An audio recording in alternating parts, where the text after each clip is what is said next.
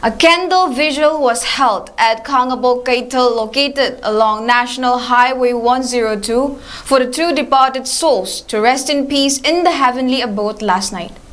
𝐒𝐓𝐔𝐃𝐄𝐍𝐓 also offered floral tribute to photos of the two teenagers and brave hearts killed in the ongoing ethnic violence.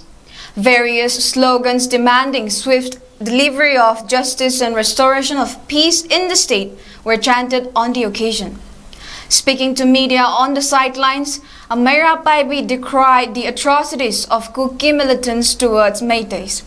She said many Kuki women were saved by Meiteis during the ongoing crisis, but the Kuki militants did not even spare young innocent Meitei students. Urging for unbiased treatment to both the communities by the government, she demanded fitting punishments to those involved in the merciless and senseless murder of the two teenagers and to deliver their mortal remains to their families at the earliest.